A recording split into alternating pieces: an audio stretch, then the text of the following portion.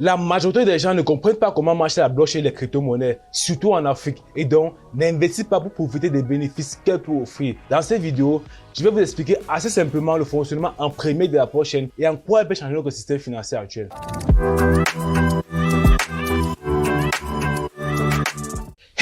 Hey, salut à tous, moi c'est Kanko Dylan, bienvenue sur Microchain où on parle de l'univers des crypto-monnaies, des stratégies sur comment investir, faire des bénéfices, surtout comment éviter de perdre son capital pour faire un maximum de gains. Ici, chaque abonné fait partie de la communauté Microchain, alors abonne-toi et ensemble, on atteindra la liberté financière. Après la crise de 2008 qui a paralysé le système financier mondial et fait perdre beaucoup d'argent aux populations, un homme nommé Satoshi Nakamoto décide de créer une alternative au système financier actuel et c'est ainsi qu'est née la blockchain. Pour mieux comprendre le fonctionnement de la blockchain, on verra comment marche le système financier en partie. Une personne A décide d'envoyer de l'argent à une personne B par le biais du banquier X. Mais la banque X doit contrôler la véracité de la provenance des fonds, l'intégrité de celui qui envoie l'argent et surtout ça prend énormément de temps, parfois des heures et des jours. Et sans compter d'autres problèmes comme l'inflation que nous subissons actuellement qui n'est d'autre que la perte de la valeur de l'argent. La blockchain est une nouvelle manière de stocker, valider, structurer les données pour une transparence entre les transactions. Et donc une personne A envoie de l'argent à une personne B par le biais de la blockchain qui est un ensemble d'algorithmes qui valide les transactions entre une personne A et une personne B. Et ça, peu importe s'ils se font confiance ou pas.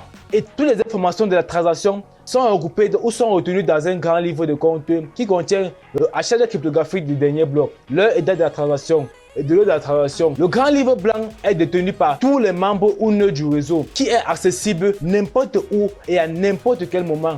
Toutes les données sont regroupées dans un bloc lié à d'autres blocs qui forment une chaîne de blocs qui ne peut être ni modifiable ni supprimée. Graphiquement, voici comment fonctionne la blockchain. Une personne A effectue une transaction vers une personne B. Les informations, les données de la transaction sont regroupées dans un bloc horodaté qui est ensuite envoyé dans le réseau pour être validé par les nœuds du réseau par une méthode de consensus ou de consortium ou encore organisme de consensus qui est constitué de mineurs. Mais c'est quoi des mineurs? C'est un ensemble de personnes qui mettent à disposition du réseau des machines de calcul très puissantes pour permettre la validation de chaque bloc. On verra plus en détail dans les vidéos qui viennent. Puis une fois le bloc validé, le bloc est daté et ajouté à la chaîne de blocs à laquelle tous les utilisateurs ont accès. Et ça permet aussi plus de sécurité. Et enfin, la personne B reçoit la transaction de la personne A. Et c'est ainsi que fonctionne la blockchain principalement. Et si les données sont invalidées?